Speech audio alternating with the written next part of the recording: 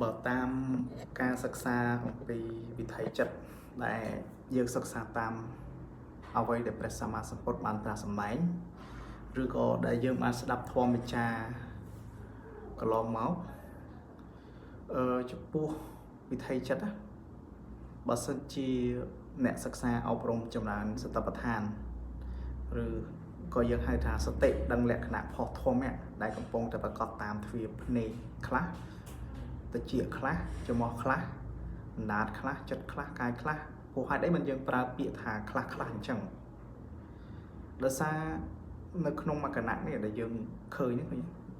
រូបសំឡេងកំពុងតែប្រកបឡើងហើយប៉ុន្តែអាការឡើងហ្នឹងវាអត់ជាមួយគ្នាមានន័យថាសភាពលក្ខណៈហ្នឹងវាកើតឡើងមួយរូបដែលប្រកបមួយយើងវាស្មើនឹង17គណៈចិត្តដែលកំពុងកើតឡើងតាំងនៅរលត់ទៅហ្នឹងអញ្ចឹងអាហ្នឹងលឿនណាស់លឿនមែនទេហើយបើសិនជាចំពោះបុគ្គលដែលលោកសិក្សាអប់រំចម្រើនសតិប្បដ្ឋានលោកដែលមានសតិរលឹកដឹងជាប្រកក្តីជារឿយនៅក្នុងជីវិតប្រចាំថ្ងៃហ្នឹងណាគឺសតិដឹងលក្ខណៈផុសឧទាហរណ៍តាមផ្លូវភ្នែកគឺរូបអារម្មណ៍អញ្ចឹងចក្ខុវិញ្ញាណហ្នឹងវានឹងដឹងលក្ខណៈផុសរូបហ្នឹងប្រកបអញ្ចឹងបើសិនជានៅក្នុងវិថីចិត្តអបញ្ញទ្វារិវចនៈហ្នឹងវាប្រកបវាចប់ត្រឹមហ្នឹងអញ្ចឹងវាអត់ចូលទៅដល់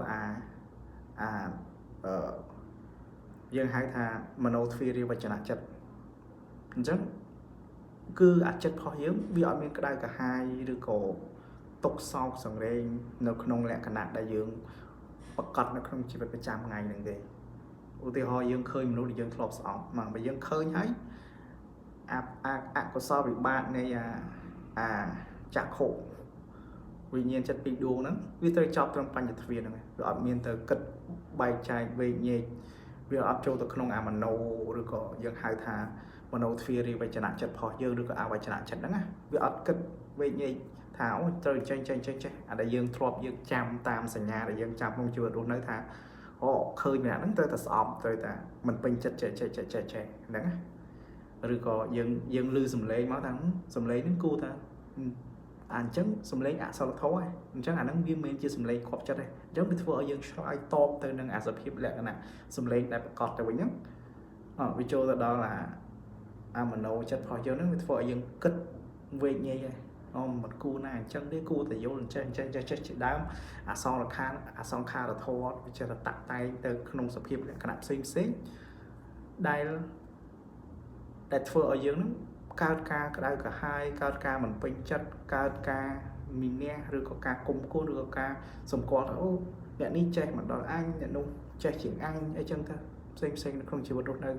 អ្នកនោះស្អាតជាងអ្នកនោះមិនស្អាតជាងអីចឹងទៅផ្សេងនៅក្នុងតតាអ្វីដែលយើងធ្លាប់បានឆ្លងកាត់បទពិសោធន៍នៅក្នុងជីវិតរស់នៅរបស់យើងឯងប៉ុន្តែទាំងអស់នោះវាសុទ្ធតែជាសភាពលក្ខណៈផុសធម្មៈដែលកើតឡើងនៅតាមទ្វារភ្នែកត្រចៀកច្រមុះអណ្ដាតកាយចិត្តហ្នឹងឯងចំពោះបុគ្គលដែលលោកសិក្សាអប់រំចម្រើនសតិប្បដ្ឋានសតិវាដឹងលក្ខណៈផុសរូបលក្ខណៈផុសសំឡេងលក្ខណៈផុសក្លិនលក្ខណៈផុសជីវហារម្មណ៍ហ្នឹងឬក៏លក្ខណៈផុសក្តៅត្រជាក់ហ្នឹងគឺវាចប់ត្រឹមការដឹងវាអត់ចូលទៅគិតវែកញែកនៅក្នុង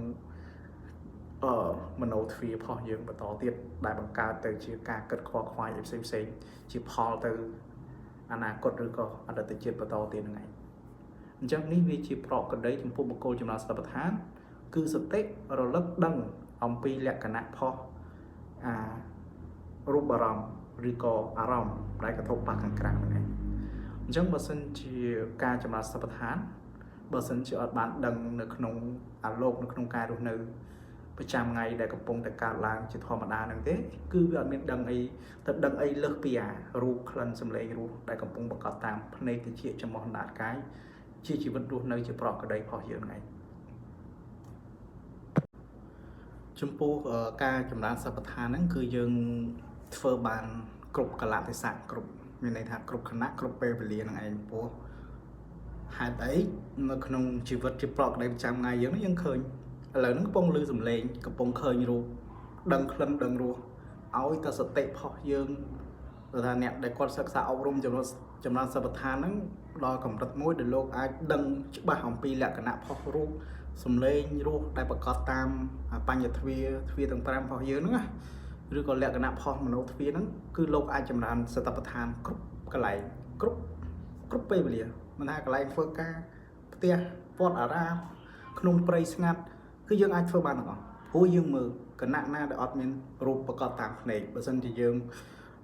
បើសិនជាគណៈដែលវាមិនស្ថិតនៅក្នុងប្រវាំងកចិត្តណាប្រវាំងកចិត្តហ្នឹងគឺអាគណៈពេលដែលចិត្តយើងកេងលូហ្នឹងឯងប្រវាំងកចិត្តវាអត់ធ្វើកិច្ចតាមបញ្ញទ្វាទេអាប្រវាំងកចិត្តហ្នឹង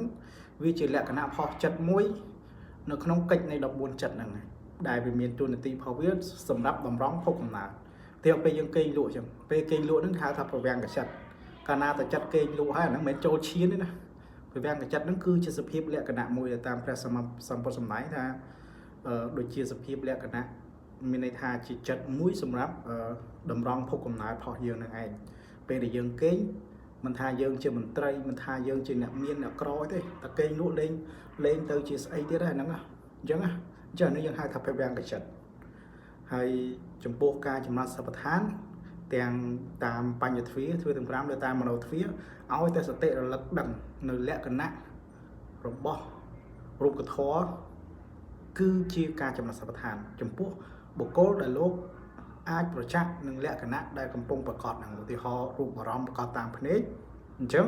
សតិរលឹកដឹងលក្ខណៈរូបហ្នឹងគឺដឹងទៅរូបហ្នឹងឯងលេងពិចារណាទៅជា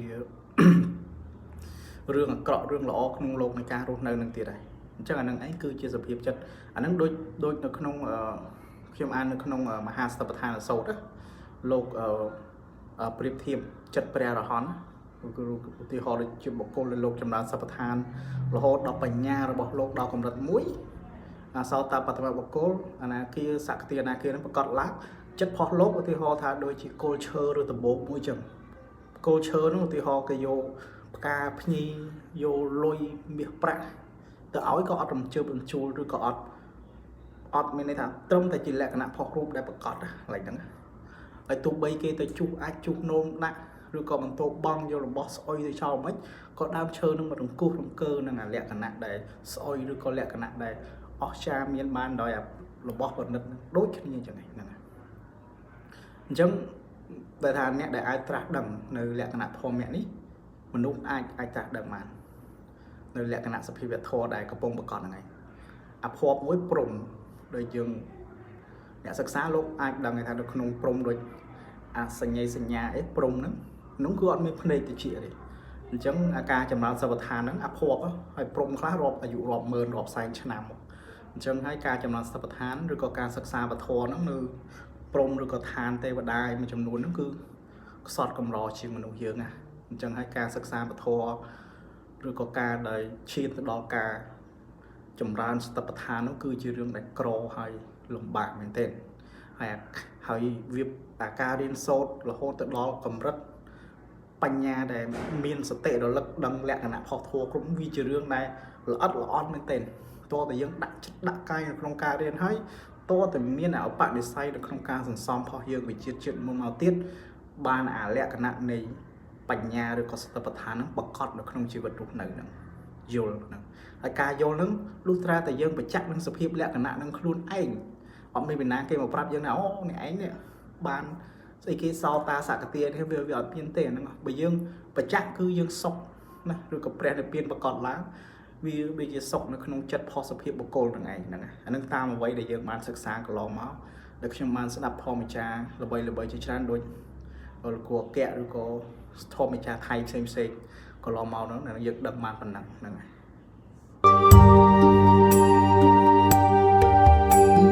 说心痛，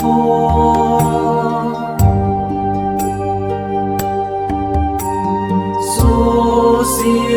痛，